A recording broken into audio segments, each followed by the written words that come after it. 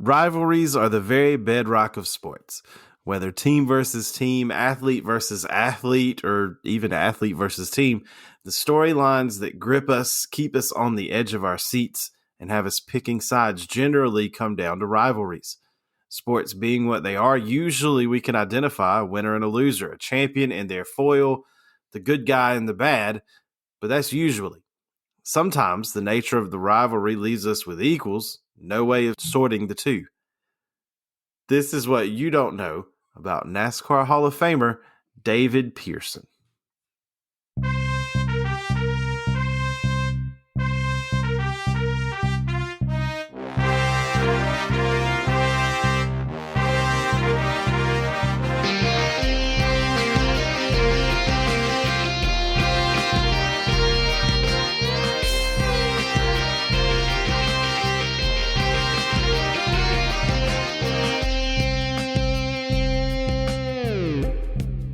Welcome to What You Don't Know About Sports, where we delve into the forgotten stories, teams, and athletes of sports history and question widely held takes on today's sports. I'm Matt, and this is Blake. Hello, hello, hello.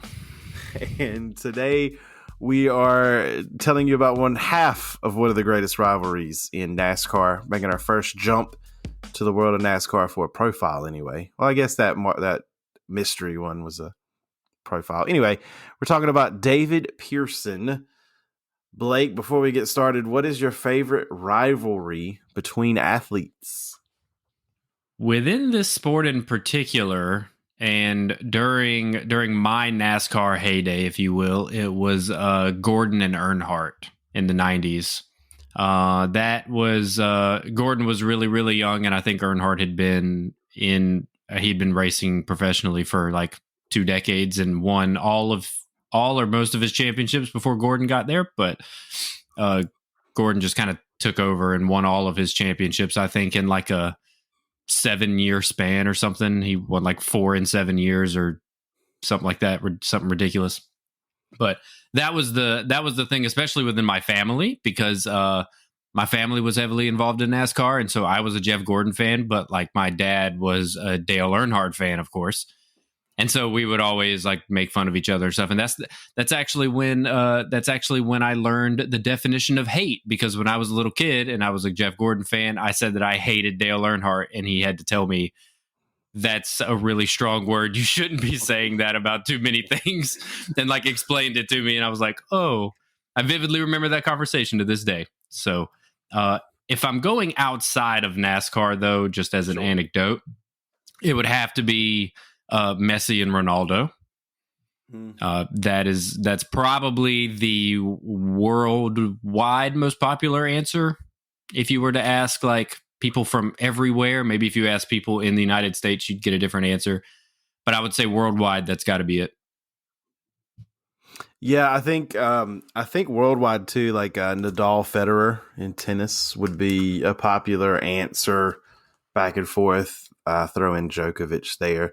The probably in America you get a bunch of people saying Magic Johnson and Larry Bird. The NBA kind of built itself on that between the two of them having history, and then being on the Celtics and Lakers certainly didn't hurt that either. Charles Barkley in the game of golf would be. Ooh, you know, it's not athlete, but you know, athlete versus sport. The entire game of golf is on his back. His swing looks a lot better now. Have you seen it recently? He went to a psychologist, I think, and I literally think, I don't think it was a swing coach. I think it was a psychologist to help him get the little yip situation out of the dude. What a sight for sore eyes his swing used to be. No, yeah, it was a sight. It would make your eyes sore, I think. So let's jump into our story. David Pearson was born in Spartanburg, South Carolina on December 22nd, 1934. He's a Christmas baby. Good for him. Spartanburg Speedway was near his home, and he spent a lot of time there as a youth, not the way drivers today would. I don't know if anybody's paid attention here, but we got like 6-year-olds running go-karts and 12 and 13-year-olds running full-body stock cars around places.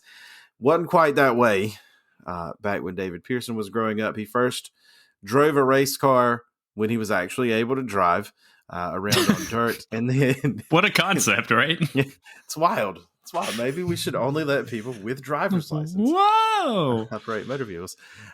He then, as an 18-year-old, bought his first car, like full body. I'm going to go race on asphalt start car. He was working at a body shop, used that money to buy the car. And then, as 18-year-olds do, eventually use that car to just jump ditches for fun until he wrecked the car and his mom paid him to scrap it. She was tired of the trouble he was causing, but he just used that money from the destroyed car to buy another race car, because that's what you do. This eventually led him to catching the attention of fellow area driver Joe Littlejohn. Now, being from South Carolina and having the last name Littlejohn, I checked to see if there was any relation to Littlejohn Coliseum where Clemson plays basketball. Could not find any relation, but the name Littlejohn, I know there are people in South Carolina with that name, so there has to be some kind of relation somewhere, but not at some point. Yeah. Joe Littlejohn, not going to do an episode on him, but worth noting that he was a player in the stock car world. He had attended the meeting that created NASCAR. So this was several promoters. Jim France, not Jim France, that's not the person. Bill France led this meeting more or less. There's some backroom deal cutting and some kind of Schadenfreude. Schadenfreude, whatever that word is. Yeah, that's too big for us. Sketchiness. Yes, that went along with the creation of NASCAR. But Littlejohn was there, was one of Bill France's best friends. He helped create the Talladega Superspeedway in Alabama with France, eventually ran that track for him. So he had connections. He was able to pull some strings, and that gave Pearson some support that he needed. By 1960, he was running in what is now the NASCAR Cup Series, not full-time, because, as you will see as we go along, he never ran a full season in the Cup Series ever. Never made all the starts, never attempted all the races. We'll get to how that was weird at one point, but then weird that he didn't at another. In 1960, he was NASCAR's Rookie of the Year. At that point, Rookie of the Year was being voted on just like it is in the stick and ball sports we have today. Some media members, some drivers, some people who had connections in the sport actually polled each other and decided who the Rookie of the Year was. It was him. He ran his own car to 7 top 10s and 3 top 5s, including a second place finish after he started on the pole at Gamecock Speedway in Sumter, South Carolina. It's worth noting that the wild days of NASCAR in the 60s, 70s, NASCAR was more like the PGA Tour than a racing series that we would think of it today. There were only 13 cars in the race that he finished second in. So not a full field by any stretch of the imagination, which is weird. It's always weird to me to look back at these early days. NASCAR ran like 50 races a year, some on Sundays, some on Wednesday, some on Wednesday and Thursday, like just all over the calendar. It would be cool to do again, but it's weird.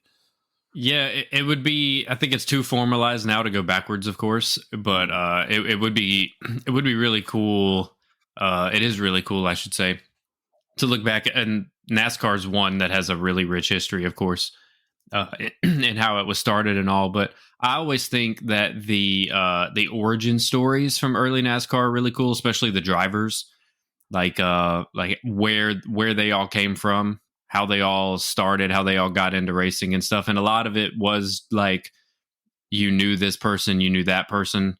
It was less formal, I would say, than other sports around the same time. It was just like a, hey, you want to come see if you can make some money tonight? And like, I've got a car, you want to drive it kind of deals. And it's like, sure, why not? And so that thing just kind of started. And I feel like also all these drivers either worked at body shops, like they were mechanics of some sort, and that's how they got into it, or they were like running moonshine like the early ones were, and that's how they began racing. So I don't know today where drivers started. Like you said, they're all like they're being groomed to be drivers Yes. from like the Yes. age of 5, and like go-karts and stuff like that is very, very different how like NASCAR drivers are born today than 50 years ago, for example. Yeah, it very much was hang around a shop, earn some cash, buy yourself a car because these were stock cars. I mean, these were vehicles that, especially in the early days, they had to be street legal, and then you could change these things to make it a race car. And in some places, local tracks, it was just bring your car and let's go. And so that does make it a different path. And you're right, early NASCAR was very like the one thing that always strikes me researching it in particular is how insular it is compared to other sports, right? Newspapers, it wasn't like a national thing. So a newspaper wrote about the race in that town that weekend. And if there wasn't another race and NASCAR never came back, they didn't write about it unless somebody from the town was racing in it. So it's not like you had this media coverage. You had people who raced, people who went to watch races, word of mouth, and that's just kind of how it ran. Obviously, sponsorship's a part of it and always has been, but it's because they knew certain people were going to be at the racetrack and what demographics they were and things like that. It's a very insular community at the beginning, it's very, because it's 1960. I mean, baseball is on TV every week in the 1960s. Racing still wasn't. So it's like it contrasts with some of what our other sports are doing, right, in an interesting way, I think. By 1961, Pearson finished fifth at the Charlotte Fairgrounds, not the 1.5 mile track that is raced on now, but the Charlotte Fairgrounds, a half-mile oval. He did that to start the season in November, literally a little bit like the PGA Tour. Like, we're starting the 61 season in November of 60. Just because, why not? And he finished fifth at that race. He also finished fifth in Spartanburg, home track, in March. He then crashed out of a race again back in Spartanburg in April. He bent the A-frame of his car and did not have the money to repair it. And so he went to roofing in Spartanburg to support his family. He did not compete for over a month. So this is kind of the bottom point for him. Dream could be over. Doesn't have the finances to keep going. But at the World 600, we now know that as the Coca-Cola 600 in Charlotte. It happens in Memorial Day weekend every year in May. Car owner Ray Fox was there with his original driver, Daryl Dyringer, which is a Days of Thunder name if I've ever heard one. Daryl Dyringer. Dyringer got caught up in a contract dispute over tires, different tire manufacturers. Somehow there was an issue there. He could not drive in the race, and Fox was recommended, David Pearson, by Pearson's mentor, Ray Littlejohn, who he had met in Spartanburg as a youth. Fox was not sure if Pearson was going to be good. He's an untested rookie, not rookie, but still young driver. This blows my mind too. He's an untested young driver. He was 26 at the time. Yeah. which is the other wild thing about NASCAR is, especially in these days, you were starting your career where your prime would be in stick and ball sports, and you carried on. It's cool because the age you are young and old in NASCAR is like the age you're young and old in real life. Like, nobody would look at a 32-year-old. I mean, a 16-year-old would, but nobody rational would look at a 32-year-old and be like, that guy's old. Yeah. But in sports, we're like 32. He's done. But he's cooked. Yeah. Right. You may as well give it up, because, like, I mean, if you're not at the very top of your game when you turn 30, you're gonna be done very soon if you're not already. Yes. But in auto racing, you can keep going. So He's untested. He's young, but Fox allows him to practice the car, and that impressed him enough that he allowed him to qualify the car, and he put the car third on the grid behind future Hall of Famers Joe Weatherly and a guy you may know of by the name of Richard Petty. The race itself was full of attrition, as many races then were, especially a 600-mile race. Several cars experienced catastrophic tire failures, and I said that because I didn't want to describe one of these incidents in which a car lost a tire and then got embedded into the wall. So, yeah, not a pleasant thing for the driver of the vehicle. But Pearson figured out a way, figured out a line, figured out a pace. He only took 12 tires over the 600 miles, mostly on the right side. So I saw you holding up 3 fingers. So not 3 stops, but 6 stops. Wow. Either way, we're putting on more than 12 tires in the Coke 600 even now. Mm-hmm. My dude used 12 tires for the whole race in a race that people were just blowing them everywhere. He found himself, Richard Petty, had an engine failure late in the race, and this left Pearson up 3 laps. 3 laps. Cushy, easy. No problem, right? In theory. At about the same time, Pearson's engine began missing. For the non-gearheads out there, right? You're driving along the road and suddenly your foot's still on the gas pedal, but you just stop going for a second, right? The RPMs drop and then they pop back up. That's happening to his car. It's not a good sign. You don't want that to happen.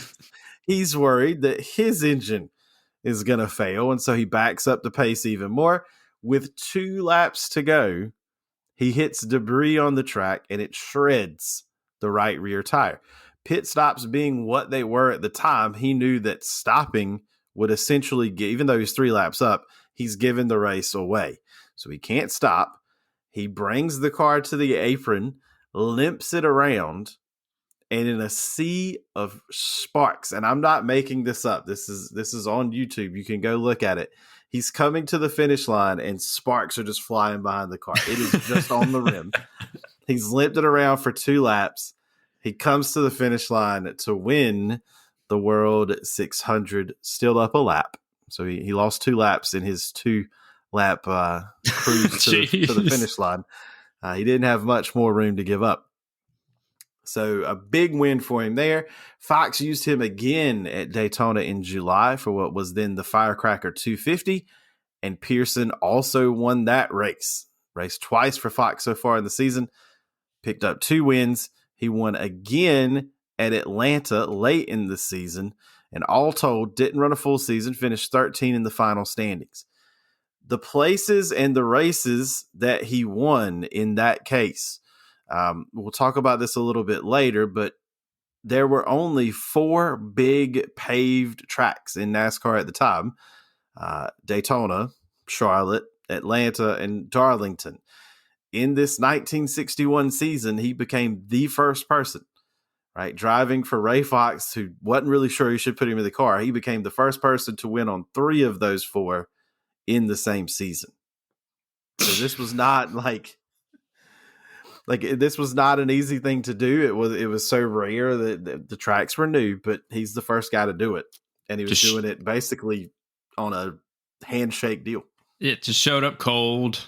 No. I mean, he had experience because he had raced a little bit before, but not with this car, not with this owner, not with the team, not with any of it. It's like when somebody just goes out there and they're just better than you. Like there was just nothing you could do to stop it. I will say though that when you said like limping to the finish line, sparks flying from the car, my initial thought was the first Cars movie, in that initial race where he refuses tires and then he blows his tires and then 3 of them end up tying for first and the movie goes on. But that's what I thought of, was like limping with your tongue out, just making sure that you were the first one of the line. Yes, just doing whatever you can. Not going to be the last time we talk about him doing that, by the way. So sick. There's your teaser for later in the episode. In 1962, even though he had just done this thing, just to show you how insular and like not sporty, that's not the word I'm looking for. I can't think of the right way to describe it, but just to show you how different NASCAR was, 1962, he did not make a ton of starts. So it's not like he did this thing, got 3 wins, and then everybody was just like, get in my car right now. He didn't make a ton of starts, but in 1963, he ran 41 of 55 races for Cotton Owen, finishing 18th, finishing 8th in the standings. He ran the full season in 1964. Now, I know early in this episode, I said that he never ran a full season, and he didn't. So I'm contradicting myself here. He skipped 2 races that year, which I'm saying is a full season because nobody ran every race that year. People took weeks off, like I said, more like the PGA Tour than a racing series. If you didn't feel like driving down to Jacksonville this Wednesday, you didn't have to. And so he runs all but 1 race and ends up finishing 3rd in the standings with 8 wins. Just to finish up his like 60s run in 1965, he only ran 14 races. NASCAR banned the Hemi engine from Dodge because it was too powerful and they didn't like it. It was unfair. And so rather than drive an engine that was down on power or switch to manufacturers, drivers like him, Richard Petty, who drove Dodges, they just didn't show up. They essentially boycotted the season. There was enough money involved by this point that did cause the France family to make a deal with Dodge and the Hemi to get those guys back in, but only 14 races total. 1966 through 69 in the standings were Pearson's best years of his career. In 1966, he won his first championship in the Cup Series. He won 15 races, including 4 straight, in just what was his second or third season running almost all of the races, depending on how you count them. In 1967, him and Cotton Owens had a dispute. Nobody's entirely sure what the dispute is. One source claimed that it was over who could drive the tow truck, which I can see some people stuck in their ways. You're not going to tell me what to do. You promised me this. We're done. Like I can see people reacting that way, but I'm not sure that I buy. I saw that in a couple places. I saw it just called a dispute in a couple other places. So I'm thinking maybe there was more to it than just tow truck driving. But either way, maybe not. Maybe not. Either way, Pearson left Cotton Owen in the middle of the 1967 team to join the famous Holman Moody team. This team was the de facto Ford Works team, which means essentially they were building, they were taking Ford cars and then modifying and building the parts with Ford money to make them better and then pass that back to Ford to make their road cars better. It was essentially Ford's team, but Holman and Moody had created the technological kind of infrastructure to do this. That team had won 48 of the 55 races that were contested in the Hemi boycott year. So there were no Dodges on the track, but that team itself won 48 of the 55 races. That's the most in NASCAR history and the most there ever will be in a season, even if it was percentage of wins, most ever, like never happening again. Right. That way. They also just won the 1967 Daytona 500 with Mario Andretti. You may know that name too. That car also probably potentially, according to Mario Andretti, sabotaged in ways because nobody wanted him to win and he still did. But with Holman and Moody, in 1968 and 69, he won back-to-back championships for the team. He had 27 wins, 78 top fives, and 103 starts. So essentially a 75% top 5 percentage. Unreal. Blew everybody out in 68 and 69 to give him 3 championships. In 1970, that team started part-time. The team itself scaled their operations back. They were ready to kind of get out of the sport. By 1973, they were all the way out of NASCAR completely. Pearson himself left the team in 1971. because he would not agree to a 10% pay cut for himself in exchange for continuing to drive the car. Not something he wanted to do. Again, as we go along, more and more money involved in the sport. It is becoming a weekly televised as we go along sport. He wanted his cut fair, didn't want to take a pay cut. And so he left in 1971. And that brings us to the modern era of NASCAR, which also brings us to our trivia question. Modern NASCAR trivia. Well, hopefully not. Maybe. Maybe. I've tossed around this, what it should be. I decided asking you who is the only person with more wins than David Pearson would be too easy. I also thought that asking you who had the most wins in the modern era would be too easy because there could only be a couple of candidates. So, to make it slightly more difficult for you, here we go. There are 9 people in the history of NASCAR to have 3 or more championships, David Pearson being one of them. Yep. Just told you about his 3 championship seasons. So there are 8 others who have won more than 3 titles. I am confident that you can name them. I don't know how you would ask about them, but I'm confident that you can name them. And so would you? All 8? As many as you can of the 8. Like, you're going to get at least 5 of them without even trying. Yeah, I think so. Richard Petty would be one. Has 7 tops. Earnhardt Sr. has 7. 7, so tied for tops. Jimmy Johnson also has 7. So those are the 3 sitting. I'm halfway home. Sitting at the magic number of 7. Yep. Jeff Gordon has, what'd I say? He has at least 3. He has 4 or 5. He has 4, so he is not second all time. He'd be second on the chart, but so 4th all time with 4 titles. Yep. Here is where remembering who has the most after this is the problem. Someone recently did it. That is true. And I thought it was one of the Busch brothers, but that could be wrong. Kurt Busch has 1, Kyle Busch has 2. Oh, okay. So yeah, one of them did win more than one. Then who would it be? Tony Stewart? Did he have 3? He does. 02, 05, and 2011. 3 titles to his name. Ah. Okay. I think that's the only modern one who could have done it. That is, yeah. Right? That is the only other. Yep. Modern, like relatively recent. Yeah, so now the question is, I don't know how to ask who the other ones would be. Yeah. What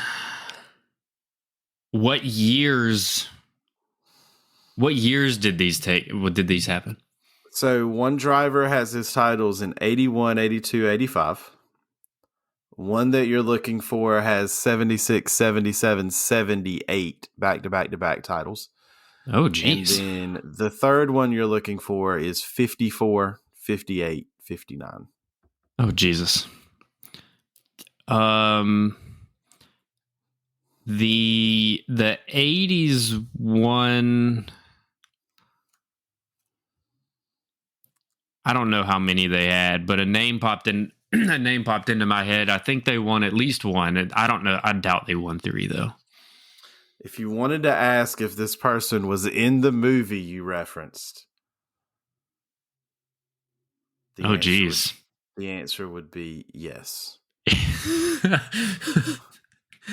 It wasn't Larry the Cable Guy. No, I'm just kidding. In the movie, yep. I feel like they had multiple NASCAR, like actual NASCAR drivers. Yes, they did. Oh, geez. Yeah, I don't know how to ask. Who did you think it was? Bill Elliott was the name that came to my mind.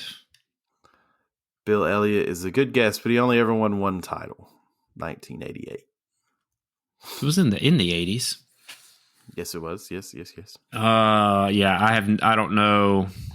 The announcer in the movie Cars, just as he would have been in real life. Oh, Darryl Waltrip? Yeah, has 3 titles, 81, 82, 85. Okay, so he was the 80s. So now I don't think I could. If you say the names, I'm going to smack my forehead, but I don't think I could ask a question that would. The one from the 50s, you know the last name because you've already said the last name. Of course.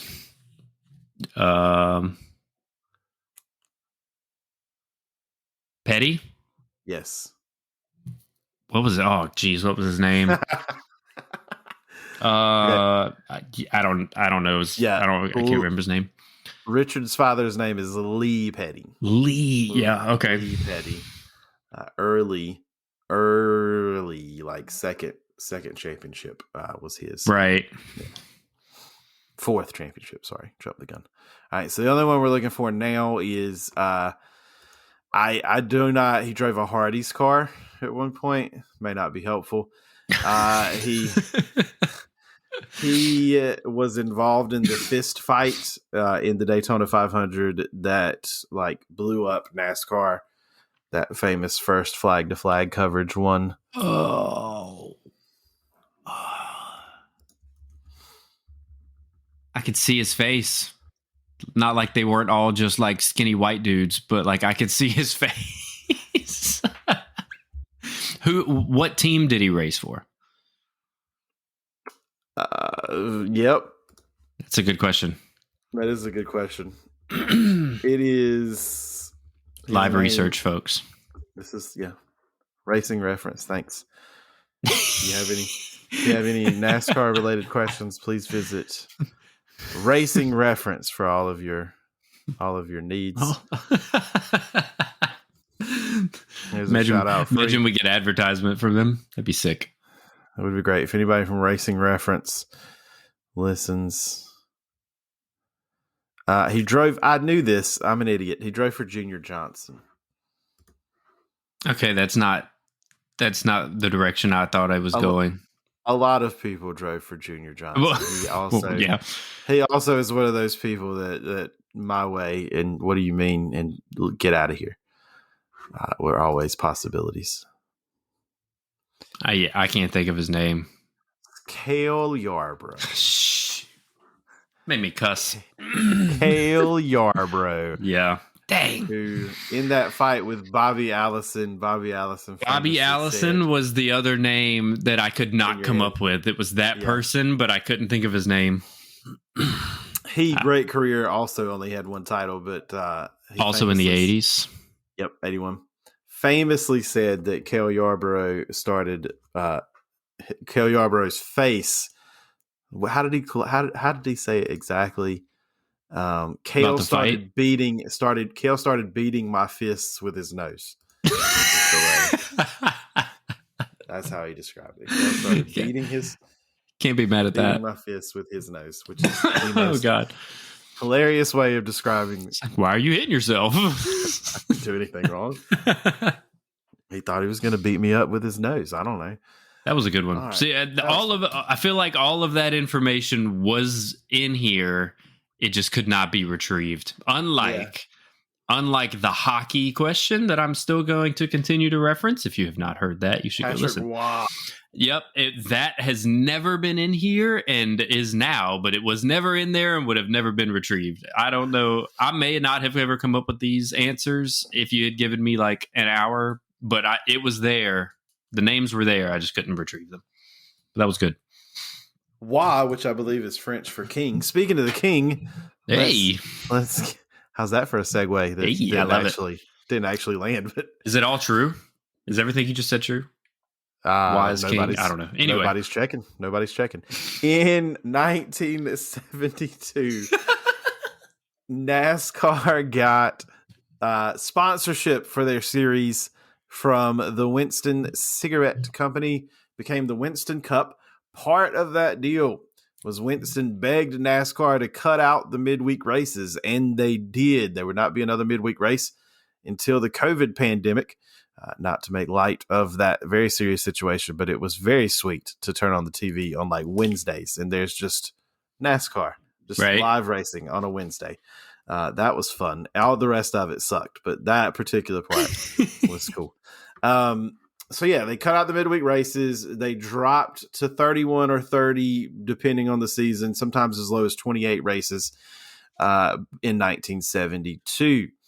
Pearson also had change in 1972. He joined the famous Wood Brothers in that season. The Wood Brothers, one of the best teams in NASCAR history, had innovated by this point the pit stop. They weren't the first team to figure out that, hey, maybe sitting around for several laps while our driver gets out of the car and smokes a cigarette. That's the thing that happened in certain racing series during pit stops.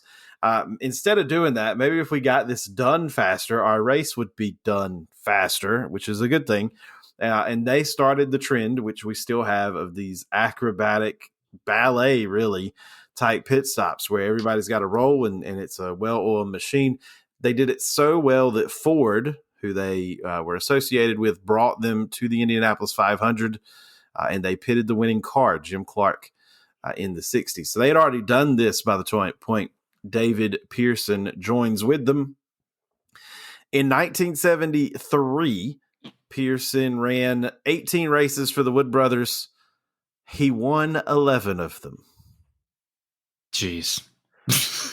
It was in this season that people started saying of David Pearson, when he shows up at the racetrack, he wins, which is a thing that you either win or you don't, right? Which is a 50-50 thing. But we know in car racing, it's usually more of a 5% chance. Even if you're good, you had a better than 50-50 shot of saying he shows up, he wins. You're probably right? That's incredible to me. Yeah. like 11 wins in a season, no matter when it happened, was good. But 11 of 18, that is remarkable. In 1974, so the championship format in NASCAR now is wild and confusing, but each race has the same number of points, whatever. From most of the 70s through 2004, it was a similar point system. Now it's one point per position. Then it was 5 points for these ones, 4 points difference between these ones. It was still consistent from week to week.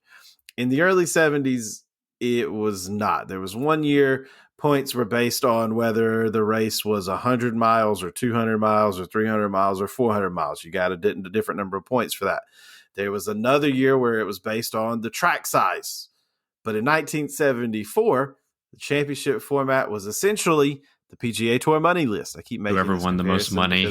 But yeah, it was basically, if the purse was this big, you got this many points, and it was a huge difference between the tiers. So it rewarded drivers who did well in big money events. And it just so happened that the reason the Wood Brothers were at a race is because it was a big money event. They weren't showing up at a place where they were going to lose money on the overall event. So they were only going to the big money races. And in that year, even though he only ran 19 of the 30 races, he finished third in points. Now, there were only 6 drivers that ran the full season, but he beat 3 of them. 4 of them. Sorry, 4 of the 6. Bad math. He beat 4 of the 6, running 19 of the events. And not counting the people who just ran more than 19. Mm-hmm. How many people ran more than 19 in that season who he also beat? Oh yeah, not a full, like, not 30, but yeah, not basically everyone else. The full top 25 ran more than 19. like a lot of drivers in this era, we were talking before we started, a lot of drivers in this era did not run full seasons. They skipped a race, 2 races, 3 races, even 4 races. Pearson, the Wood Brothers were taking it to a new level. Like they were on a different level of showing up when they wanted to than everybody else. So yeah, incredible. In 1976, they switched to the point system we kind of know today. Regular point system is what we'll call it. It rewarded consistency, treated each race the same, regardless of how much it paid, how many laps it was, where it was being run. He ran 22 of the 30 events that year, and in a consistency-based system, he still finished ninth in points. Just being good when he did show up was good enough that skipping 8 races wasn't so bad because everybody else had bad weeks and he didn't. He never had a bad week. It was with the Wood brothers that he gets his nickname, which is the Silver Fox. Originally just the Fox, but then he started going gray, so we call him the Silver Fox. And it was because of his intelligence. He had a habit of laying back early in the race. Like we mentioned in 1961, everybody's having tire failures. I'll just not have a tire failure by going slower. Use less tires than you. Everything will work. He would wait to the end of the race, charge forward then when everybody had worn their stuff out, and make things work.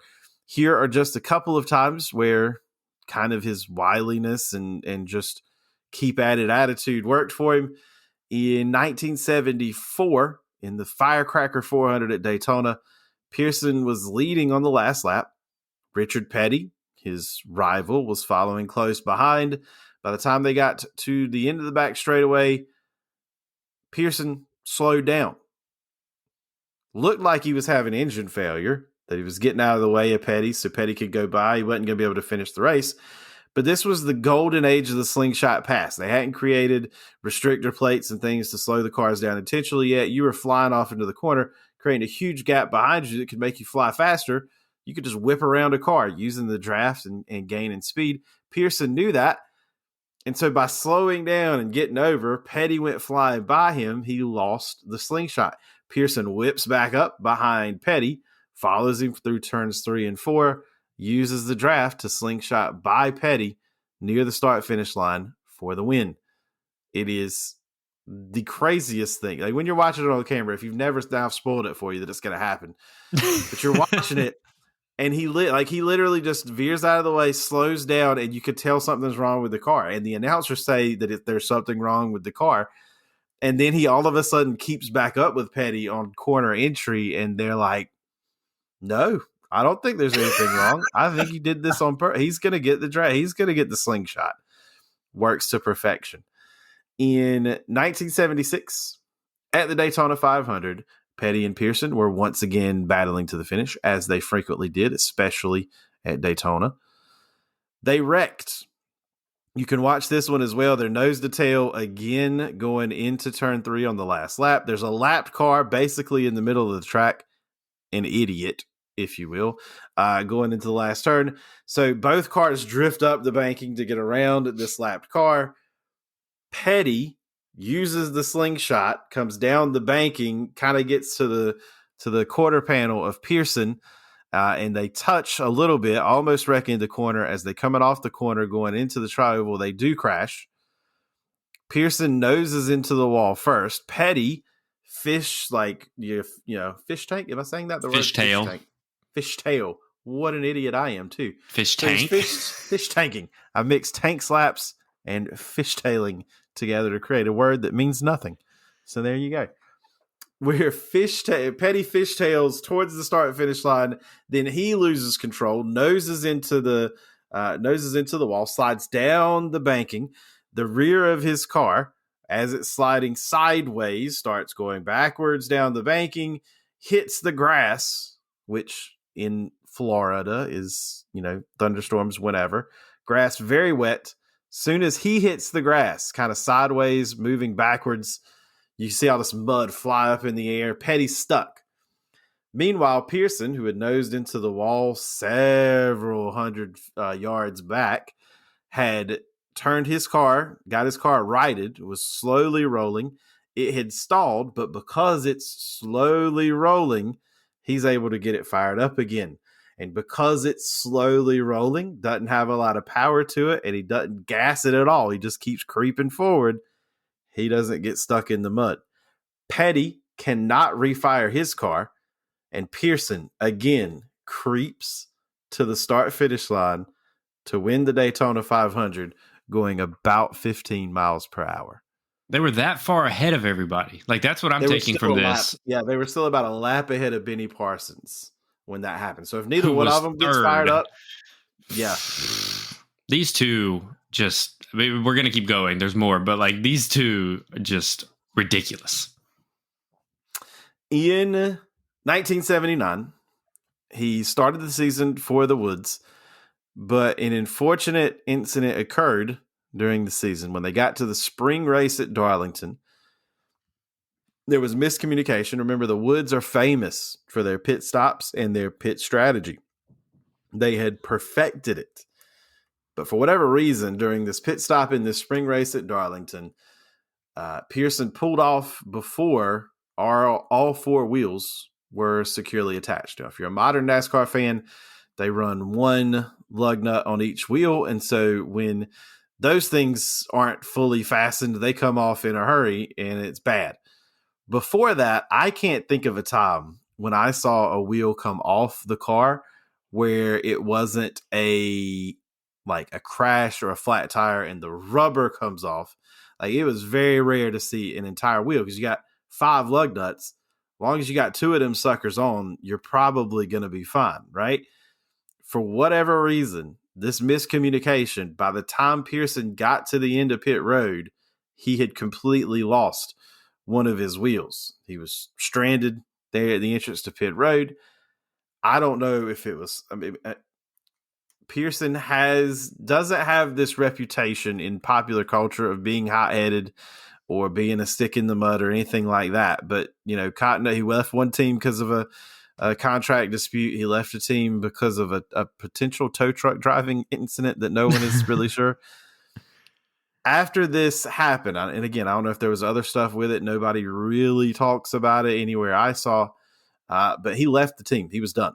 He did not make another start for the Wood brothers. With all the success they had, the Woods famously have called him, like both brothers and their descendants have called him the best driver they've ever had. It doesn't seem like there's any hard feelings between the two camps before Pearson and some of the Woods passed away. But he was done. Like, this thing happened and he did not come back to the team. That was it. He was done with the Woods that day. Tough. That sucks. That's terrible. Like, I'm just imagining like the fear in the other teams and the other drivers when a Wood Brothers car showed up to the track, just because, especially if David Pearson was driving it, because like you said, his win rate on his starts was 50%. like you just knew it would come down to him, Petty, who won probably close to the other 50%, or the poor third soul, like a Benny Parsons or whoever, was racing against the two of them and just had to get lucky. Like, Pearson didn't show up and Petty blew something. That was really the only chance she had. So yeah, it's crazy that like he's gone through so many teams, because I feel like that rarely happens, especially to be as good as he was. He could drive anything, he could win in anything, but to be as good as he was, that just doesn't happen. Yeah, it happened like the way the beginning of his career happened. You can see, like, if you look at some old drivers' Wikipedia pages, racing reference pages, you'll see like multiple owners even in a season, just because everybody wasn't going to all the races. So you might get a guy deal with this guy, that guy. Some of it was happenstance, like the Holman Moody thing for with them. They were leaving the sport anyway. Like, right. He would have gone. But yeah, this one is wild. And like you said, seeing the Wood brothers pull up was a thing. And it, like, I don't know, that the Wood brothers blow my mind because they were very good and they had a bunch of Ford support. Like, they were sponsored by Motorcraft, which is essentially Ford parts division for many of these years. I don't know why Ford wouldn't just say, go run every week. Like, that's essentially their model team in this era. I don't know why that happened. And there's no real good answers other than this is what we did, this is what we wanted to do, this is how we did it type answers for that. But yeah, to leave this team in that way, that's tough. He did not run very many races in 1979. However, a young driver by the name of Dale Earnhardt injured his shoulder that year, And so Pearson replaced him and won the Southern 500 as a replacement driver.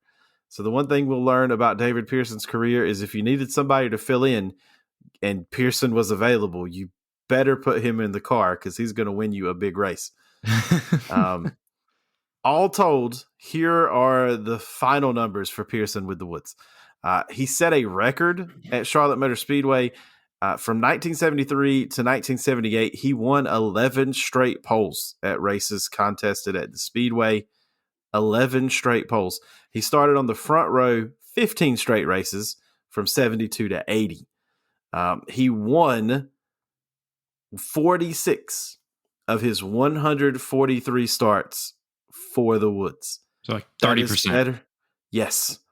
Give or take. Right there at it. Petty, the king of NASCAR, 7 championships, 200 wins, doing it every week, I might add. In that same span, he got 50 wins, more wins, but 240 starts. So we're talking it's like a just 20%. 20%. Mm-hmm. Jeez. So Pearson is outclassing the king. He does run a few races. In 1980, he got a win at the Spring Darlington race. He made about 10 starts a year, give or take a few, through 1986 before he retired. Pearson and Petty had a fierce rivalry on the track. Petty ran usually for Dodge, sometimes for Plymouth, sometimes for Chrysler. But basically those manufacturers put their heart and soul into the Petty Enterprises team. Pearson ran usually for Ford and got the same treatment, just at fewer racetracks. But in this rivalry, Petty said, and this is a quote, "I didn't mind losing to him as much as some of the others. Didn't hurt my feelings to lose to Pearson. If I lost to that guy, though, hated it." Right? But Pearson, no big deal. Of the 63 times, which is, can you imagine, like 63 times they finished 1-2. And I get that they are probably the best two or two of the best 3, 4, 5 cars in the field every time they show up. But 60 cars blew up back then. Stuff broke back then. It was not hard to crash back then. 63 times they finished 1-2. Of those 63 1-2 finishes, Pearson won 33 of them. So, I said in the intro, sometimes we don't know who the better one is.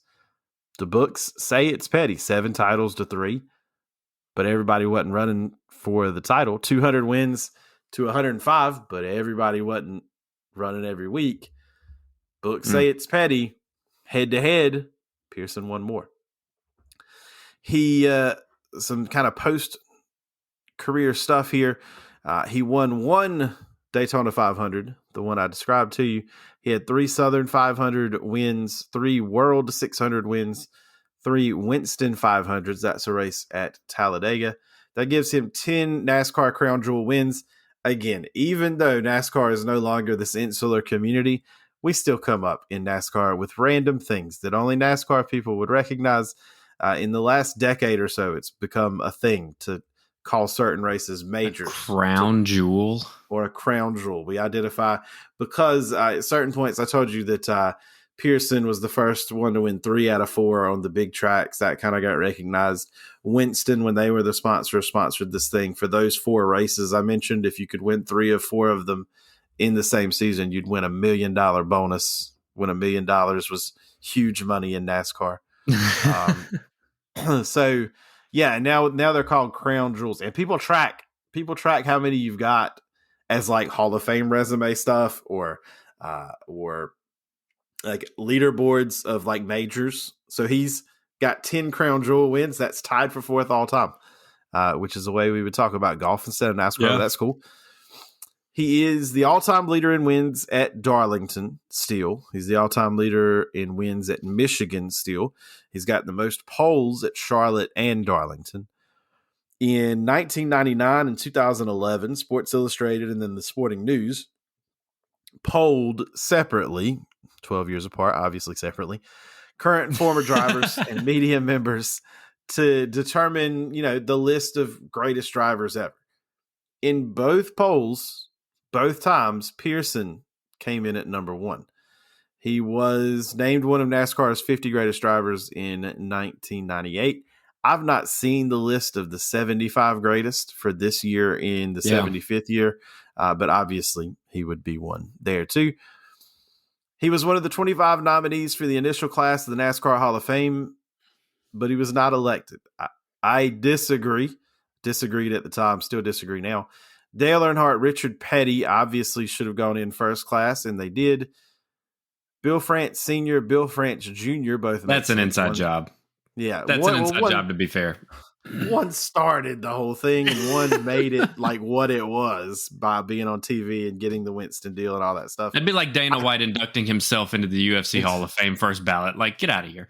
Yeah, well, the France family. Yeah. Hey, the next guy in that family is not going to be in the Hall of Fame, just so we're clear. so it didn't go past the second generation. But Junior Johnson was also in it. And to be fair, France Jr. beat Pearson by a vote in the panel. So it was France Jr. who was on the hot seat with Pearson.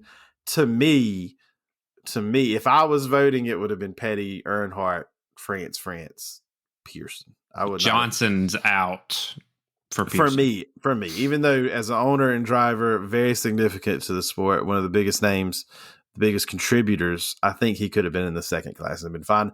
But it's not that kind of thing, right? It's not the same as some other sports Hall of Fames where this is the inaugural class and so they're the greatest ever.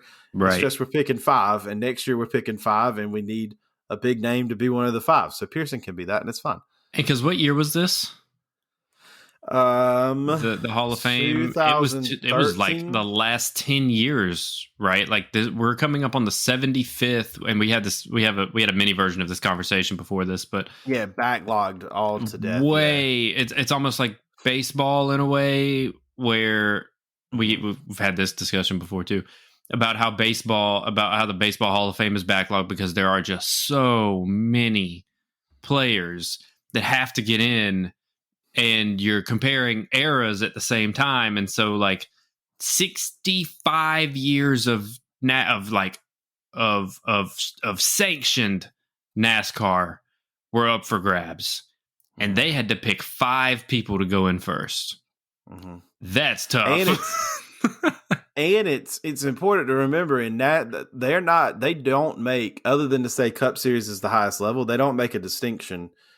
So if you drove in NASCAR at all, even if it was you won 150 modified races somewhere, that's a big deal. You could be in the NASCAR Hall of Fame. So it's not even just 62 years of Cup racing. It includes guys that did a ton in what is now the Xfinity Series. It includes guys who did well in the Truck Series and lower series, crew chiefs, owners. Like there's so many people. In the inaugural class, you asked 2010. I thought it was 2013. 2010. So 62 years. Still, of history. Yeah, that's nuts. Yeah. So Pearson left out by a single vote. He was not happy when it initially happened. He became more content with it. Kind of the sign. I mean, that's how most people would be, right? Like, why am I not in this? Obviously, I should be in this. What is wrong with you guys? By the time the nominees for the second class were announced, he was like, "Yeah, no, I'm fine. I'm in. What's the problem?" To be fair, he kind of controlled his own destiny with that one. Like if he had been full time into NASCAR, like the 5 who got selected in the first Hall of Fame class were.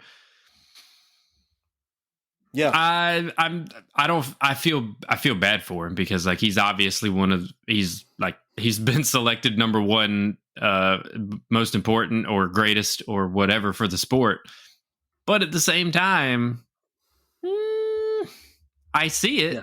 Like pretty clearly I see why. And I see why he was like, they probably were like, yeah, this dude didn't race his full season in his 1,000 years with us. Like why would we put him in above a Junior Johnson who has made this his life? Like dude's taken half seasons off for every season he ever raced. Yeah. When he did run though, he was there. highest win percentage all time potentially, like from starts to wins. if we would have counted just the years where he was really competitive, so essentially when his Wood brother season ended, that would be true. Unfortunately, those last few years of his career put him behind some other guys. He's actually He was third. in his 50s at that point. Jeez. Yeah. So Herb Thomas, NASCAR Hall of Famer, 229 starts, 48 victories. That's a 20.96. And second's Tim Flock, 187 starts, 39 victories, 20.05. Important to note, both of those 50s drivers, like very beginning of NASCAR. Right. Pearson is the first in his era, and then he's third all time. So tops of his era, tops of anybody since the 50s. He had 574 starts, which is, by the way, a good modern number of starts. That's a lot. So you can compare him to modern drivers, given that it's more competitive now. There are more cars that could win. But 574 starts, 105 victories, 18.29 on the winning percentage, which is better than Petty, who was at 16.89. Well, that's the difference is with Pearson's skill and with Pearson's ability, he could have done it, but he chose. I say he chose not to, but I can't say that for sure. It just kind of feels like that, right? Like we don't know what was going on. We don't know why. Maybe he has said. I don't know. But if he had ridden full time for his career, he would be a lot closer to 200, if not past that wins. He would be past 3 championships, and he would have been in that first class, no doubt. Oh, yeah, it's safe to assume Petty had twice as many starts. If you double Pearson's, you would assume you could double the wins within 10% or so. So we're talking about the same, right around 200. Right. And to Petty's credit, let's not take it too much away from him.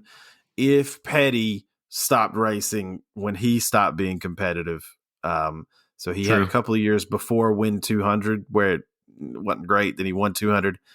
Had more years after that where it wasn't great. So if you take those out of the equation, his winning percentage, they're 1-2 for me.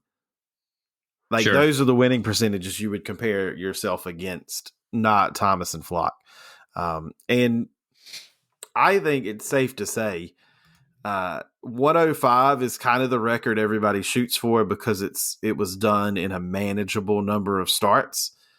No one is ever getting there. And I don't, just as sure as I was that it is possible that somebody could get to Cy Young in baseball because of the way we're gimmicking pitchers, I am equally sure that there's absolutely no way, barring a monumental collapse of the industry, that anybody could ever get 100, let alone 105. Jeff Gordon is the closest we got with 93. And right. He just quit winning after. I mean, eventually you just stop and nobody knows it's coming. And I don't think anybody can get there.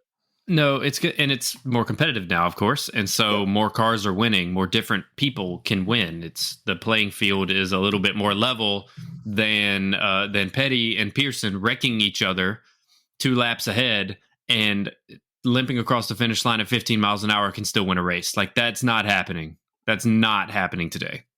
No, not like that. So incredible though. Yeah. Any last thoughts before we go? I assume if I was a car owner in the 60s, I assume somebody had to do this, right? And this is another reason why it's hard for me to believe that he wasn't a full-time driver ever, because I find it really hard to believe that if I was anybody, any of the car owners, I throw the freaking bank at David Pearson. Write your own check, dude. Tell me how much money it would take for you to, like, someone had to have done that. And he still didn't do it. Right, because guys weren't running for the title, but that mindset still, you would have thought, like you said, if I have the best driver when I am going, I'm winning the most money. Like I'm going to pay you cash because you're going to bring me cash. So yeah, I don't know. Once he got with Holman Moody, he was pretty set from then on. But the whole, like you said, in the 60s, anything you want, brother, literally anything, you write the check yourself. And in a modern sense, like sponsorship plays into it, so you got to have money and all this stuff. But if a guy showed up and won, Atlanta's not that big of an event anymore. But if he just if he's filling in and shows up and wins 3 races, he's in a car. Like he's in a car.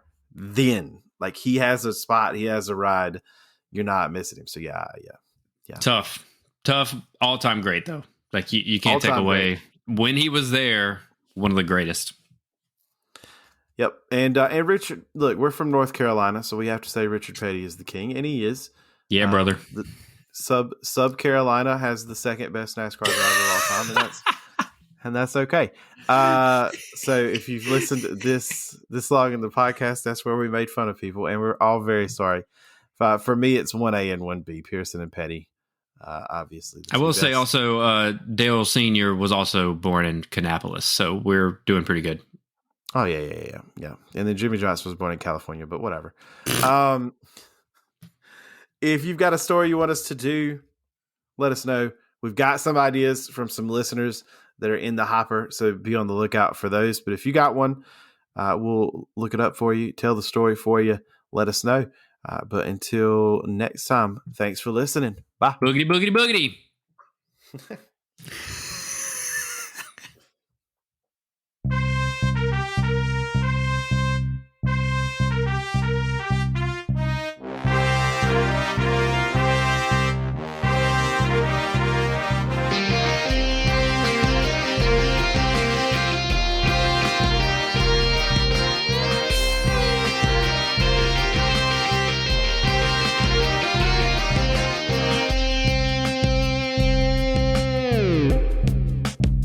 Thank you for listening to this episode of What You Don't Know About Sports. If you enjoyed what you heard today, please leave us a review, 5 stars only please, and hit that subscribe button wherever you listen. If you have a great sports story, we want to hear about it. You can connect with us on Facebook, Instagram, and Twitter at WYDKAS Podcast, and on our YouTube channel at What You Don't Know About Sports Podcast. All episodes are written, recorded, and edited by us. Stay tuned for the next episode.